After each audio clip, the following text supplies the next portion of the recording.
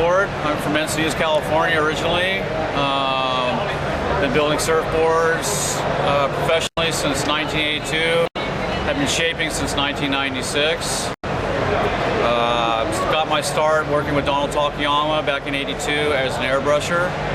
And from there I worked for Stewart as an airbrusher, Rusty Surfboards as an airbrusher.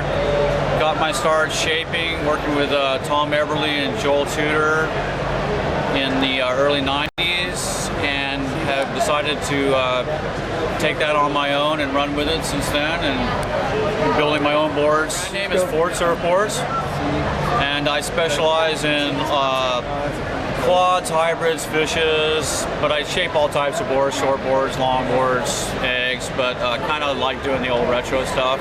It's my favorite. Been riding quads mainly myself, shortboard quads, for about 4 years now. Been experimenting with some different designs from my team rider Wyatt over here. Ooh, hey Wyatt, what's up?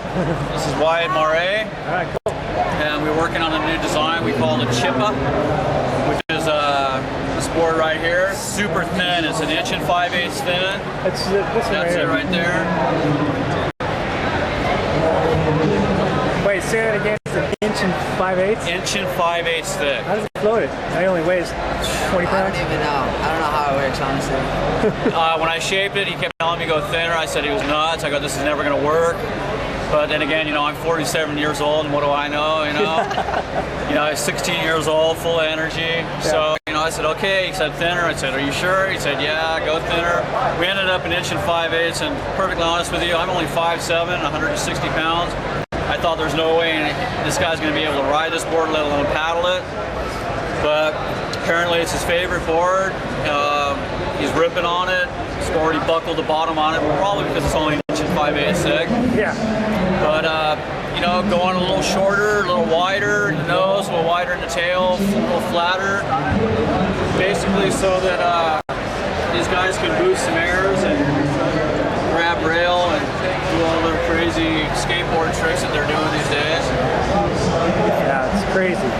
Now, if somebody wants more info on you, where can they find you? You got a website? Or? Well, you can go on to fordsurf.com, and there's an email there that you can email me any questions or comments, or you can give me a call. I always answer my cell phone.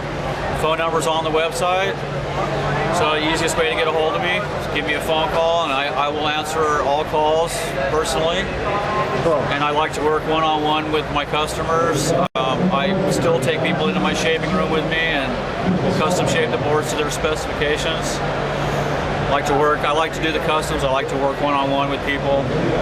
I like to make sure they're getting what they want, instead of what people are telling them they should need. Yeah. You know, if you're an intermediate type person, I would suggest a longboard or a mini longboard, or an egg-shaped board, a fish. The fishes are really fun. They're kind of an alternative to longboarding. You know, depending on, like I said, depending on their experience and their skill level. So many different varieties and options to choose from. You know, I mean, everything from the single fins to the twinnies to the quads. Basically, you know, it depends on the person, what they feel comfortable with, and I'll make suggestions. But generally, you know, if they're longboarders, I'll try and steer them down into something a little smaller with similar volume and width, so it doesn't feel like they're stepping down too much. Yeah.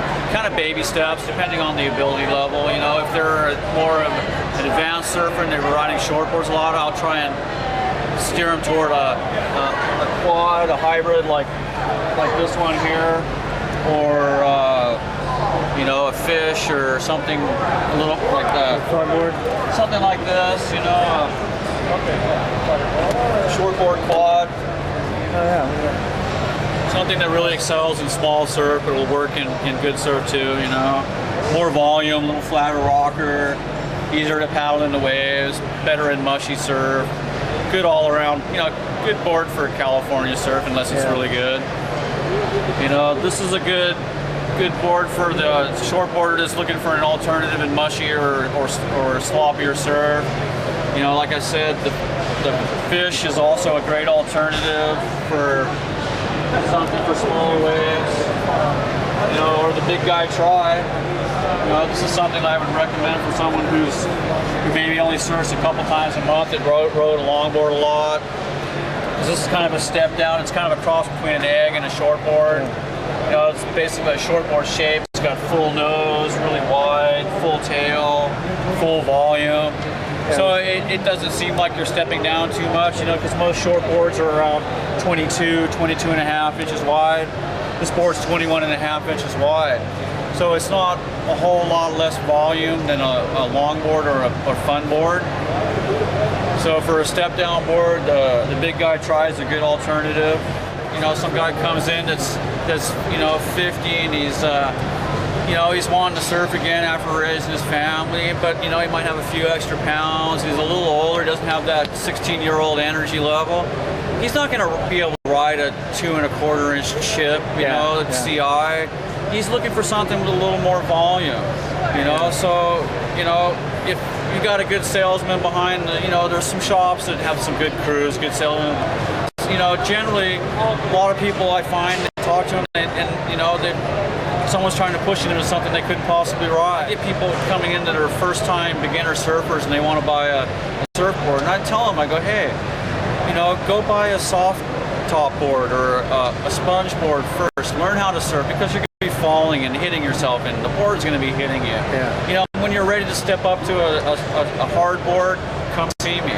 Yeah. You know, and it's the same with, you know, if someone's a longboarder, they come in, I'm not going to try and sell them a little 6-foot shortboard, you know, because I know, sure, I could sell it to him and he's going to walk out the door and I made a little money, but the guy's not going to be able to surf it. Yeah. You know, and what's he going to do? He's going to be bummed, and is he going to come back and buy a board from me? No. The only way we are going to survive as shapers is to really cater to the customer, to the custom board, custom build for the guy. You know, like I said, I'll for a little extra money, because it does take up a little extra time. Someone can come in, I'll shape the board personally for them to their specifications right there for them. You know, that's kind of where, you know, things are tending to go back to how it used to be in the 70s, where you go to your local shaper and get your board, he'd make it for you right there, custom shape it to your, you know, your rail, your rocker, whatever it is that you want. Just remember, you know, it's all about fun, you know. Yeah. All of us that are building these boards, we do this because we love what we do, and we love the satisfaction of someone getting a board and being stoked and enjoying that same stoke that we get when we go out in the water. Yeah. Steve Ford, best shaper. You know, all the best boards I've had come from him. So working a lot, like one-on-one, getting stuff figured out, and it's been working out really good. So I mean, on everything.